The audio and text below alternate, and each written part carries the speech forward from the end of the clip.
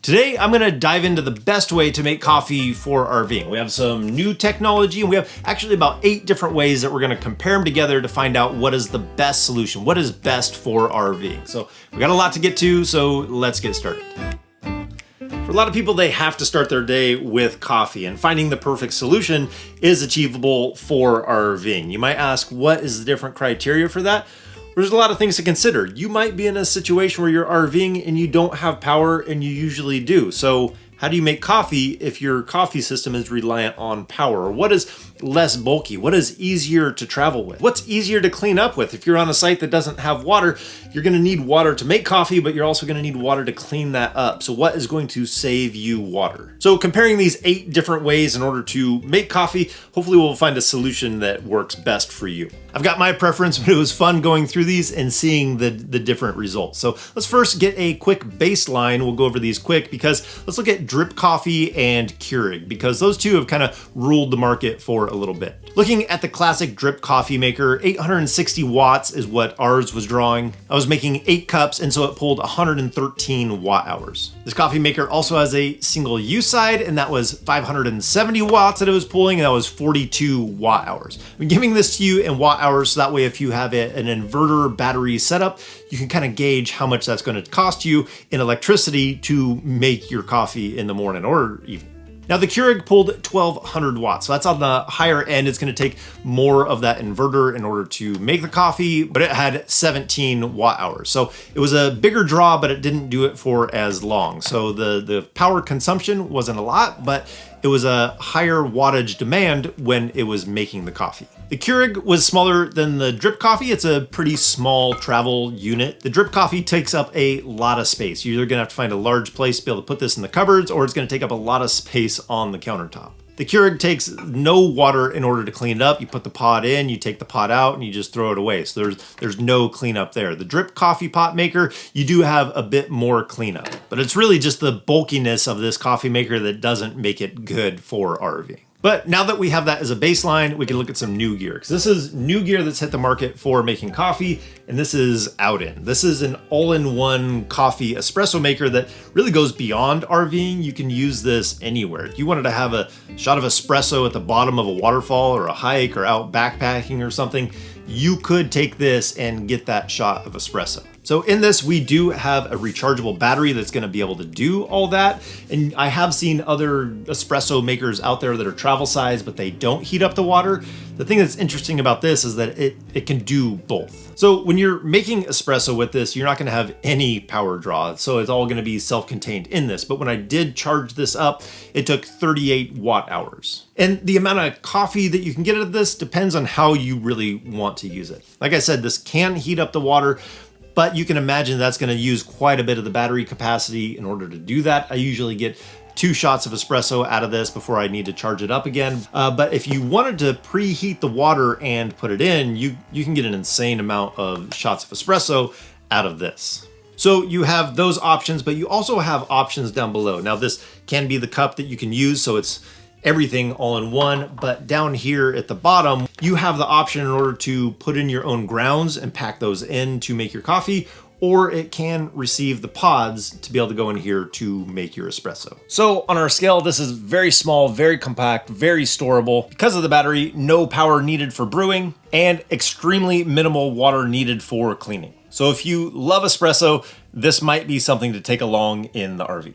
Links are down in the description to all the equipment.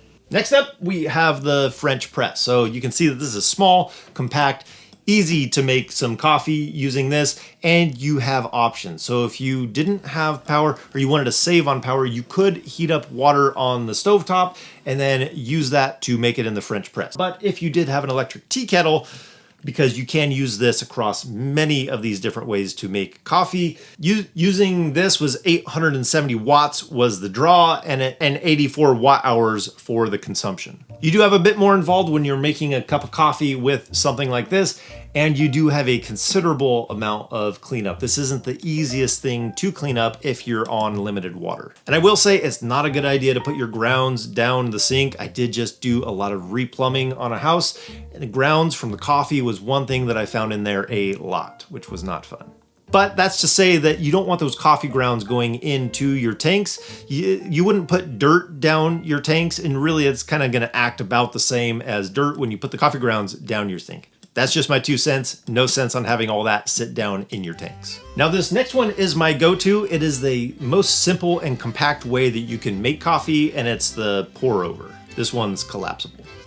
My wife doesn't like coffee, so I'm only making a single cup for me at a time, so this works really good. I put a filter down in there, put my coffee in, and then you're gonna heat it up and pour it in. So whether you use propane or you use electricity, you could use no electricity, or again, it's gonna be that electric tea kettle at 870 watts that it's gonna draw, and for a single cup, that's gonna be 43 watt hours. Now this isn't the fastest way to make coffee. You're not gonna break any records making coffee at this speed, but it is really easy to clean up. With that filter inside there, you just grab that filter, toss it away, and you can pretty much just rinse this off and put it away.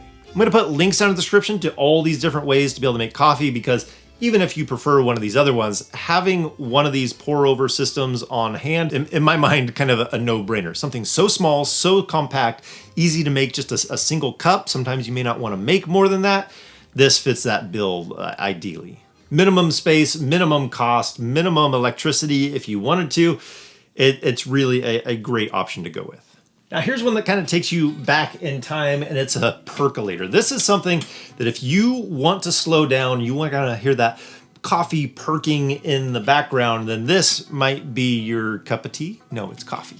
So it's not the most compact, but it's not massive. It's not as big as the drip coffee maker. And it does rattle around and make a little bit of noise, but this thing has stood the test of time. So inside here, if you've never seen a percolator, you have these innards in there. Basically, you're gonna put all your hot water down in here, and in this top tray, you're gonna put your coffee grounds, but if you wanted to, for easier cleanup, you could put a filter in that top area, then put your coffee grounds in. Then you have your lid that goes on top that's gonna keep those coffee grounds down in there, and then the top comes down on top of that. Turn on the heat, bring this thing to a boil, let it perk for 8 to 10 minutes, depending on what you want your coffee to be like. And then you have a whole pot of coffee that you could use for you and for your guests or whoever might be hanging out with you around the campfire.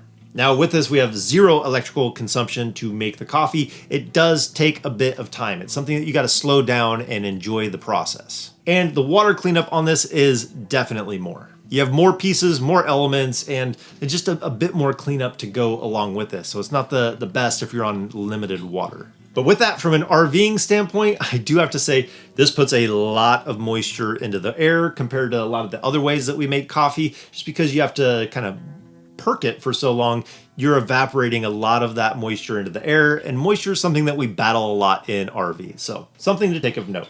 Lots of moisture, but lots of nostalgia. Now, one that I don't have on the table here is a mocha pot. But that one's kind of interesting because you basically put all the ingredients in there, put it on the stove top, let it warm up, do its thing, and then you're gonna have a nice hot cup of coffee. I will say that about the percolator and probably that mocha pot is the percolator probably had the hottest coffee out of all the solutions that I've had. It was extremely hot coffee. Now, another really simple, no equipment way to make coffee is to have the coffee that goes into the tea bags. You're basically going to make tea. You can either use no electricity, but if you wanted to use the electric tea kettle, again, that's 870 watts at 43 watt hours to do a single cup. Or you can do it on the stovetop and heat it up, have no electricity need. And you don't need any equipment, and the cleanup is extremely quick and easy. It's talking about water cleanup.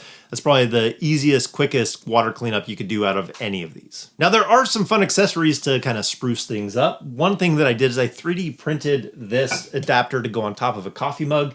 So that way, if I wanted to make an espresso, that fits right on there. I can do a double shot in there. Then I can froth some milk, put it in there, make a cappuccino if I wanted to. But honestly, making the best coffee for RVing is kind of depend on the criteria that you have for your wants. What is it? The power draw or power consumption that you needed. Did you need something that's ultra portable that you could throw in a backpack and make even on a hike? And then which way has the best flavor for you for making the coffee? But now you have an idea of what is the power draw, what's the consumption, what's the water cleanup compared to the different options that we have out there for RVing. So not that I'm trying to feed your legal addictive stimulants that you can't live without, but these are the options that we have out there that give us the best coffee for RVing. So I hope this information helps you out, helps you enjoy RVing and your coffee just a little bit more. So as always, I think that's going to do it for today. If we don't see you on the road, hopefully we will see you next video. Take care.